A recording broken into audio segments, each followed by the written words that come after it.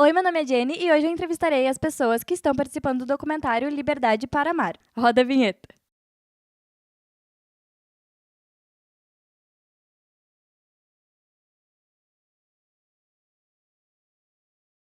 Oi, Gi, tudo bom? Oi, amor, tudo bom? Quantos anos tu tem? Tenho 15. E quando foi que tu se descobriu? Me descobri, mesmo foi faz pouco tempo, mas desde pequena eu tinha uma certa dúvida. Mas eu também não sabia muito sobre o assunto, então não tinha como eu me informar. E aí, quando tu se descobriu, foi mais ou menos com que idade? Foi com 13 para 14. Como é o teu nome? Renata, E quantos anos tu tem? eu tenho 19. E quando foi que tu se descobriu? Então, aconteceu quando eu era criança. Eu acho que na maioria dos casos é assim, que tu percebe que tu não tem o mesmo pensamento dos que convivem contigo. No caso, irmãos, primos. E eu percebi que eu olhava as pessoas de modo diferente daquilo que eles queriam que eu olhasse. Mas como eu não tinha fonte de conhecimento sobre o que estava acontecendo, eu deixei aquilo acomodado dentro de mim.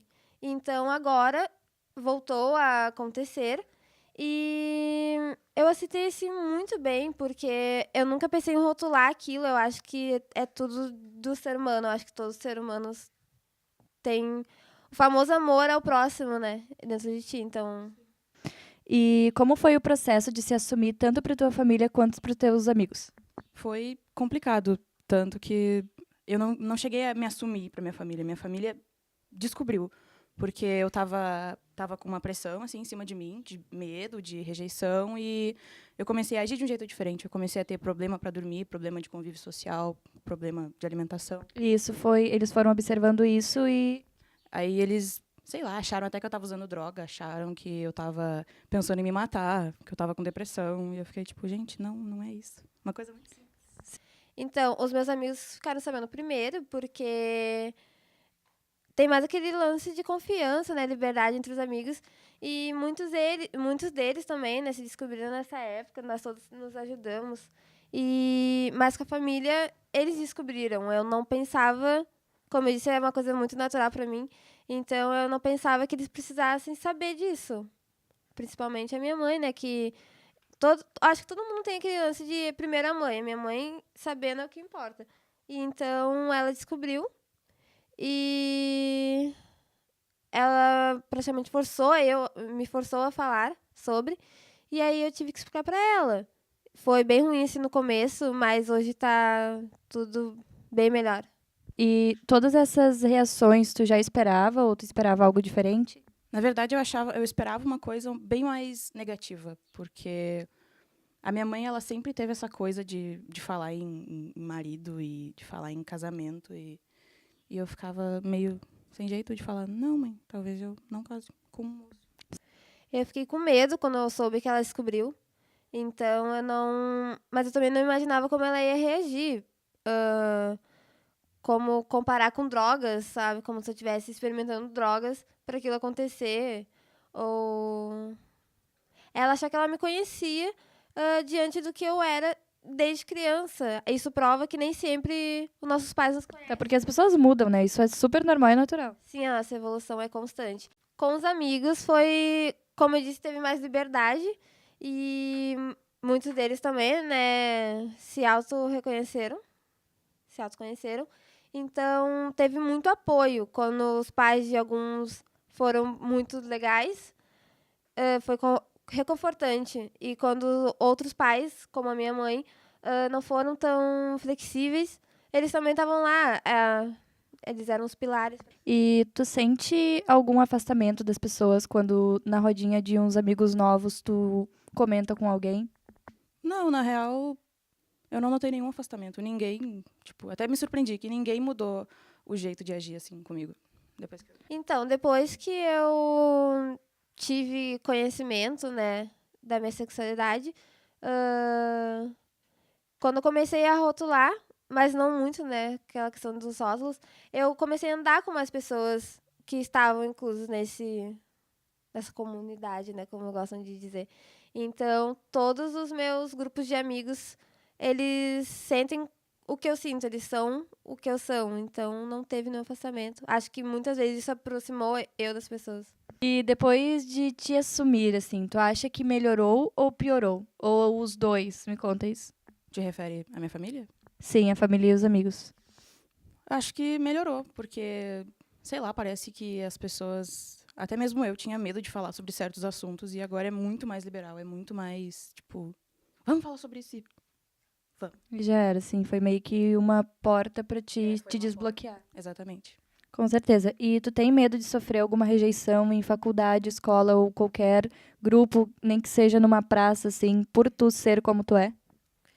Sim, apesar de ser uma pessoa muito fechada em me mostrar para as pessoas, alguém sempre vai desconfiar, né?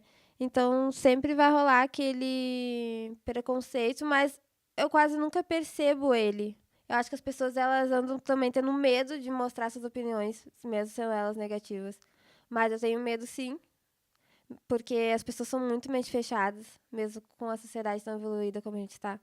Sim, eu tenho muito medo, porque mesmo com a sociedade assim moderna, do jeito que está, as pessoas ainda têm a mente muito fechada. Então, me dá muito medo de conviver assim.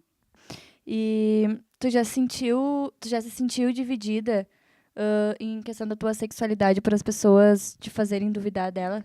Sim, bem no começo, quando a minha mãe, ela perguntou, tem certeza que não é porque tu nunca namorou um menino ou não deu certo com meninos? E aí eu fiquei tipo, bah, será que a minha mãe tem razão? Mas foi muito rápido, assim, o intervalo de tempo desse pensamento. Eu tive certeza, assim, bem rápido. E não porque eu comecei a gostar de meninas, mas acho que foi mais aqui dentro, sabe?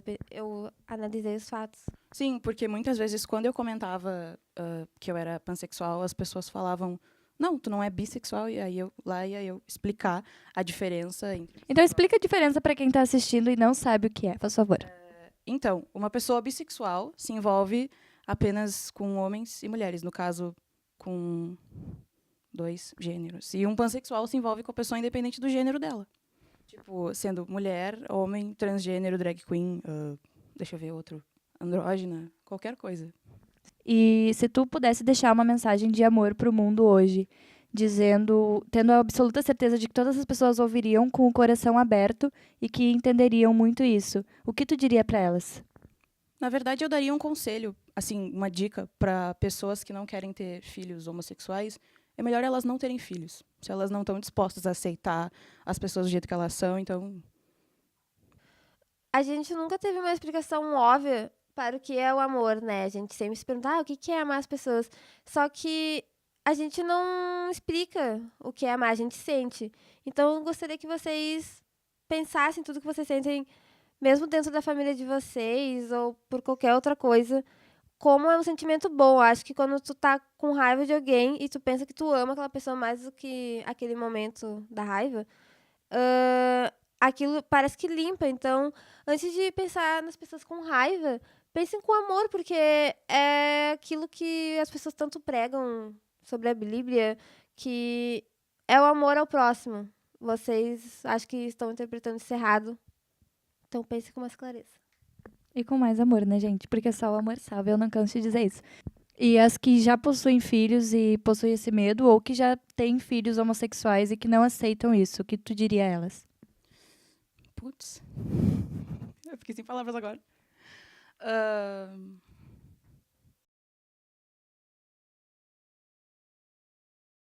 A cada 28 horas, um LGBT morto no Brasil. No Brasil, a expectativa média de vida de travestis e transexuais é de apenas 36 anos, contra 73 anos do restante da população. 40% de todos os assassinatos de transexuais do mundo ocorrem no Brasil. Esses dados podem ser muito piores pela ausência de uma lei que adiante e especifique a homofobia, deixando registrado como uma agressão qualquer. Cristão de verdade sabe que julgamento cabe apenas a Deus e que nossa única missão na Terra é amar o próximo. Por que é que, normalmente, nós nos sentimos mais confortáveis vendo homens segurando armas do que se dando as mãos?